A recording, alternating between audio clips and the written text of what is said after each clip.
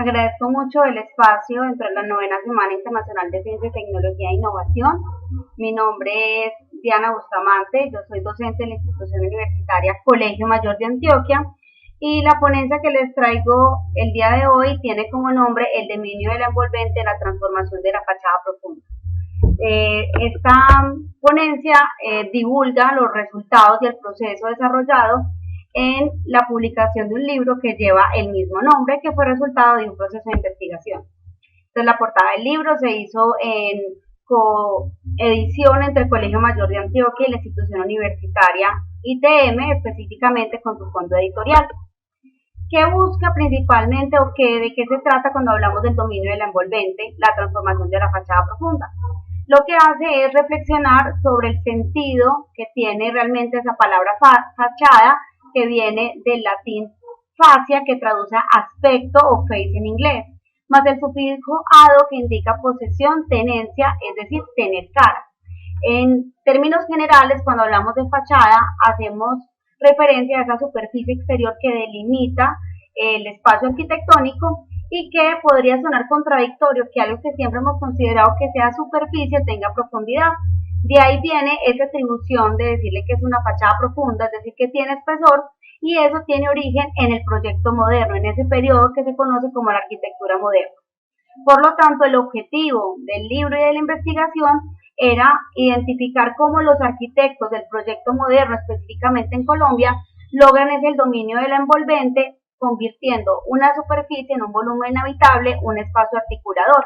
Interesa mucho identificar cómo lo hicieron, quiénes lo hicieron y reconocer esos principios enunciados no de manera teórica, sino específicamente materializados en una serie de edificios de la arquitectura local y cuál fue, digamos, su transformación.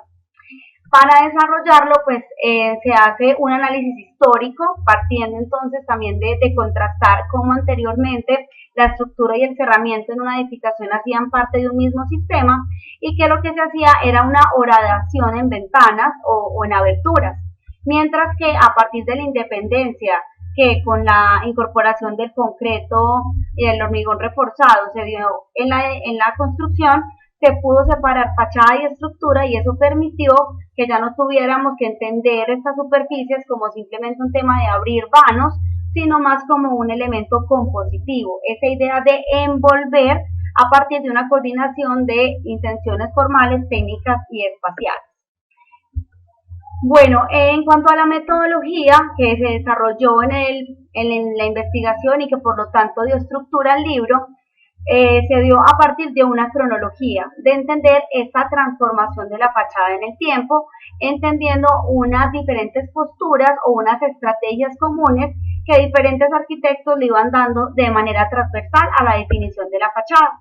No es digamos, un recuento histórico de la arquitectura colombiana, sino una secuencia de eventos que afectaron directa y específicamente a la transformación de esa fachada.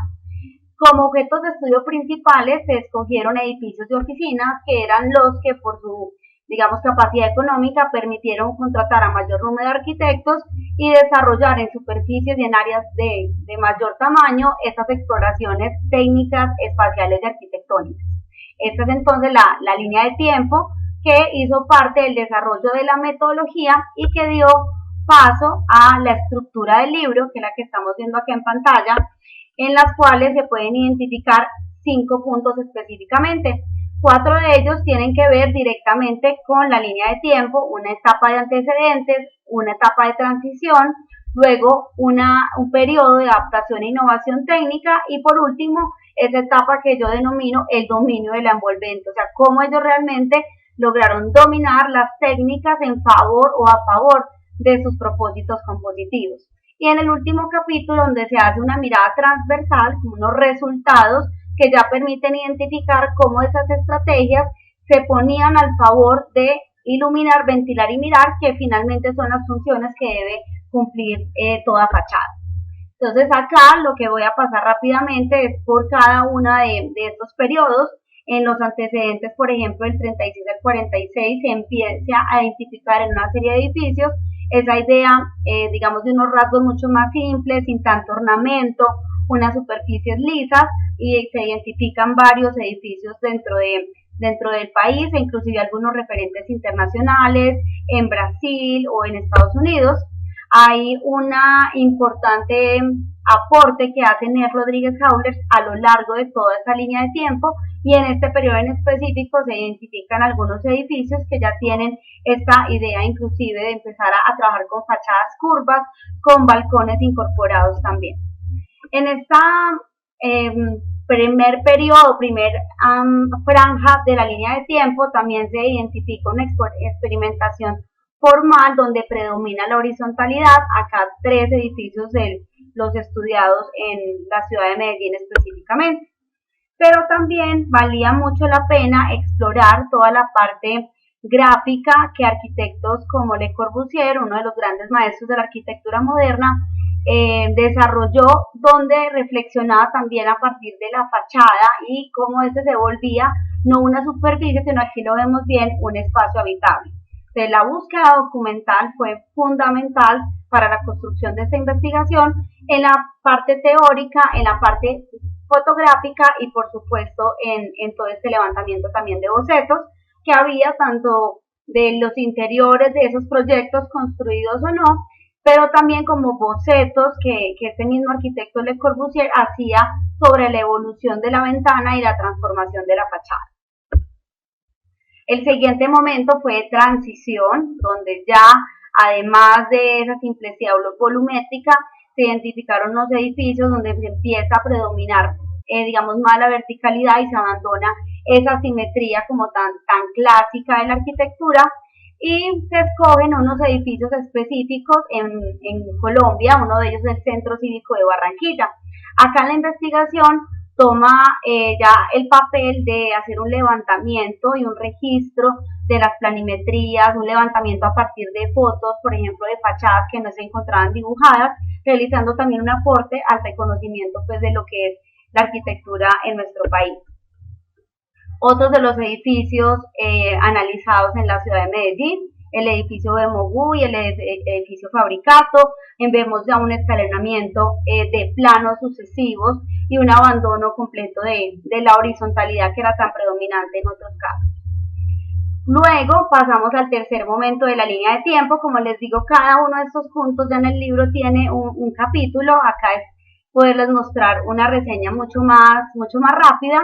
Y en esta parte de adaptación e innovación técnica llegan las herramientas técnicas constructivas que permiten que se lleve a otro nivel la exploración de las fachadas. Acá vemos ya un marcado relieve, ¿cierto? Empiezan a aparecer otros elementos en fachadas y en volumetría, y uno de ellos es cómo las losas empiezan a ser aligeradas a partir de este invento que se llama el sistema reticular celulado, que Gabriel Serrano Camargo, de una oficina de arquitectos muy reconocida en Bogotá, viaja a Brasil, entiende junto con el ingeniero Domenico Parma cómo se hace para que las losas de los grandes edificios no sean tan gruesas y puedan soportar cada vez más luces, y ese sistema lo patentan en Colombia y permite que se extienda y que se facilite aún más la separación entre estructura y cerramiento y una mayor libertad al momento pues, de diseñar estos espacios. Entonces acá hay una reconstrucción también, digamos, histórica de una serie de viajes que los arquitectos nacionales hacían al exterior, a Brasil y a Estados Unidos, y cómo ellos empezaban a retomar esas ideas y las, digamos, tropicalizaban a la arquitectura colombiana. También hay un apoyo muy importante a partir de la publicidad, a partir de las fotografías, de los artículos que salían en revistas de la época como la revista Proa, donde se evidencia lo que estoy mencionando sobre la estructura reticular celulado y lo extensivo que empezó a hacer esta técnica dentro de la ciudad. Y por último, dentro del país, inclusive Barranquilla, Cali, Bogotá, Ibagué. Después de esto tenemos la última parte de la línea de tiempo, que es el dominio de la envolvente. Acá ya se hace un análisis más detallado de todas las edificaciones. Aquí hay un principal énfasis en las edificaciones de Medellín y empiezan a aparecer nuevos elementos como aleros, balcones, elementos de usos prefabricados, pérgolas, mostrando una exploración mayor. Acá vemos, por ejemplo, cómo a partir de esta fachada que se llama muro cortina porque es una superficie vidriada continua, permite una nueva cara a lo que era tradicionalmente abrir simplemente ventanas en un muro. Se continúa con el ejercicio de levantamiento planimétrico, inclusive análisis geométrico de las proporciones, en este caso la proporción áurea, que se identifica en las diferentes dimensiones, en cómo los arquitectos decidían las dimensiones de sus edificios a partir de unas propuestas geométricas. También interesa mucho el tema del análisis fotográfico, creo que fue fundamental, tanto el registro de la época como el actual, porque permitía identificar la incidencia que tenían estos espacios en la percepción de la luz y la sombra y del paisaje exterior. Esa es otra de las edificaciones incluidas en el texto a partir de ese análisis, que es el edificio Miguel de Aguinaga en Medellín. Acá hay una particularidad, es que son los elementos de control climático, estos quiebrasoles, los que empiezan a predominar y aparecen, digamos, con un uso extensivo en este edificio ubicado en la ciudad de Medellín. Y de manera horizontal se incorporan en el edificio del Banco Industrial Colombiano en Cali, con otra de las oficinas muy destacadas de la época, que es Borrero Zamorano y Giovanelli. Edificios compuestos completamente su fachada a partir de módulos prefabricados, lo cual era una innovación completa para la época. Este es el edificio Seguros Bolívar, y acá teníamos también una particularidad, y es que cada una de las fachadas pues respondía como una condición climática diferente a partir de la profundidad que se le daba. Cortes también en detalle que se empezaron a elaborar para identificar el tema de la incidencia solar. Este es el edificio La Ceiba, con la incorporación del balcón, que era un rasgo distintivo. Y acá veíamos nuevamente pues como toda esa conformación de la fachada y de esa línea de tiempo que la va evidenciando.